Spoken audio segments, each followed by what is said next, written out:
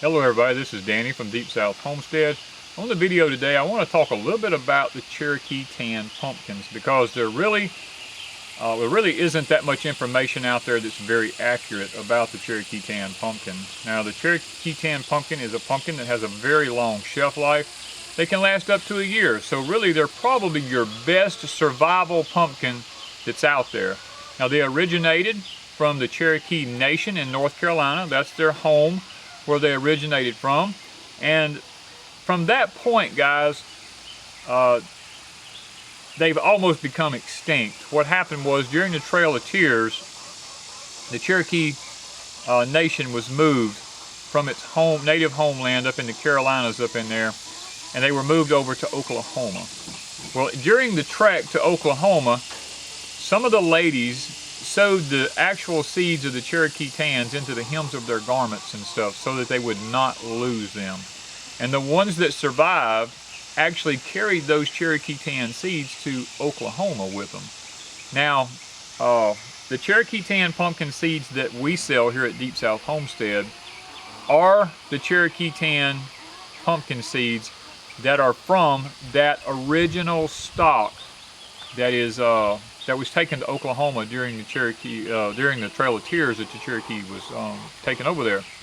Now, there's a lot of maybe misinformation out there about the Cherokee Tan. The Cherokee Tan pumpkin was a pumpkin, like we talked about, planted by the Cherokee Nation. And what happened is, as they were spread abroad, different tribes planted different pumpkins in different areas of the country.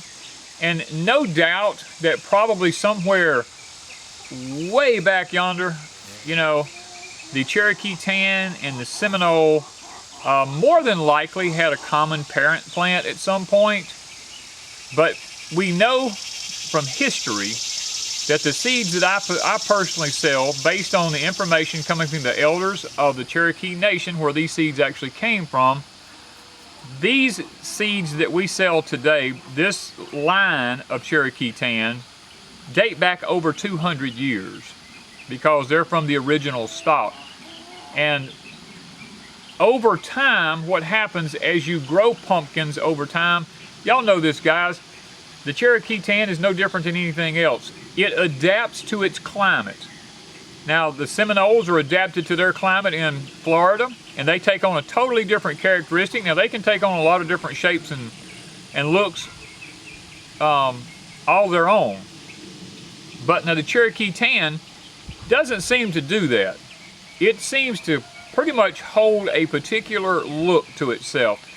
And it is genetically, it is its own line now. It's not classified as even being connected to the Seminole, other than maybe 300-400 years ago, maybe.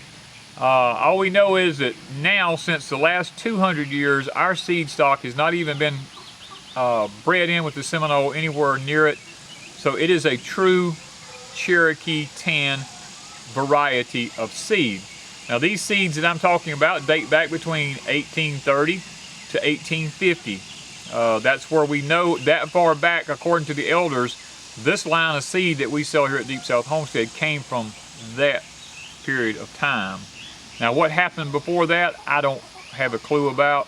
I haven't been able to find any information. The elders have said they don't know a lot about it but before that time, but they know that from 1830 to 1850, somewhere in that area, the seeds that we have today called Cherokee Tans at Deep South Homestead, this line, let me say that, this line that you get from us, I can't speak from any line from anywhere else. All I can speak for is the ones we have, because our goal is to help the Cherokee Nation get their heritage plants back up and growing. As a matter of fact, in North Carolina, the Cherokee people up there have begun to gift land to the younger generation and to help them get certain seed stocks, the original seed stocks that they planted, their heritage ones, growing again, so that they can learn a little bit more about their actual history. And here at Deep South Homestead, we're trying to actually help get that line back out there again and get people familiar with some of the original stock that the actual Cherokee Nation had. So without me going too much further talking about them, what I want to do at this point is to actually take and walk around and show you a Cherokee Tan Pumpkin vine we have here at our place. Now, I used to try to put them in the garden. I don't do that anymore because they're very invasive as far as the way they grow. We've had better luck putting the seeds like in a trash pile somewhere, planting them in the compost pile. I just stick them randomly off out anywhere, and they seem to do better that way. Now, one of the characteristics you'll find out about the Cherokee Tan is it'll put on male blooms for like 2 or 3 weeks, and you'll say, oh my gosh, this thing is never going to have a pumpkin. Well, that is a mechanism that's bred into it to get the pollinators to come into that vine so that when it does put a female bloom on, there's enough pollinators that they can pollinate it, and it's almost a guaranteed pollinate every time. So without going any more about it, let me show you where we put one of ours at here, and I want to show you just how it's done. Now, this is my compost pile right here beside me. What we did, we came out here and put a seed back in the compost pile here. And that seed took off from there. And guys, let me tell you, this thing is probably, if you had it stretched out, it'd be several hundred feet long. At one point, when this thing first started off, this was all covered up in Cherokee Tan leaves and all up in here. And what happens is over periods of time, the older parts of the vine begin to die back. But because it roots at every leaf node, then what happens is the newer part continues to grow on like a new plant. Now you can see here where it's come out on the ground here. It's growed all around here. Guys, it took off and went up in this tree. It's growing all up in that. Comes down, back around here. It's on the ground right here. And it's growing around through here. And you just never know where it's going to put a pumpkin on. Now here's one right here. Or actually 2 of them right here, to be honest with you. There's 2 of them right here. Now some of them will be kind of small, and some of them will be large. Now, I was telling you about that node in the roots. I want to show you right here. You see this right here? Look how these roots come down. They come down off of the plant and go down into the ground. That's what one of the characteristics of these things are. It doesn't matter where you look at on the vine, it's always trying to root somewhere. One of the places we can see right here is it's actually rooted into the ground right here. I ain't gonna pull it loose. Well, I don't want to come all the way loose, but you see that root right there? That root's growing into the ground right here. That is what helps make these vines so hardy.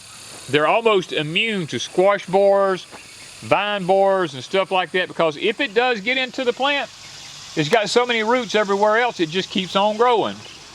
As we come down, now this is a male flower here. I want to show you. This is one that's opened up here. This is one that has not opened yet. As you can see, they stand up on a long, tall stem like this. That's the male. Now what we'll do now is we'll go and we'll look and we'll find a female in the beginning stages. This is what a young female will look like right here. Before it actually gets very big, it'll come on real small like this. Now the female is the actual pumpkin itself. And a lot of people have asked, well, how do I know the difference between a male and a female? The female will always be the actual pumpkin on the vine. It's actually coming from above me up here, where it's climbed up all over our carport, and it's growed all up there, and it's actually coming down the hill here. Here's another Cherokee Tan right here. It's a little bit larger. These are all still real green. They're not ready to pick. When this pumpkin is ready, these trindles here will actually turn brown and die. That's how you know when this is actually ready to pick, is when all this is brown and dead. This one is still really green, so we know that it is nowhere near ready to pick at this moment. So that's another way to know when it's ready to pick. And when you do harvest them, cut it way back up here. The longer the stem, the longer the life of the pumpkin. You break it off down here, it won't last no time.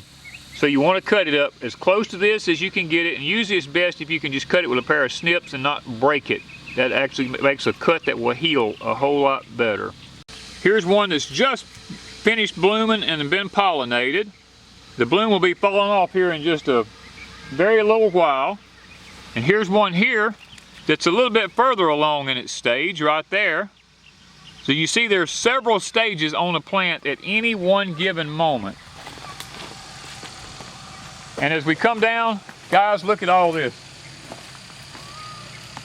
It's just growing everywhere. And here is a pumpkin that's a lot larger and a lot darker. And as we look, the vine just continues to grow on down.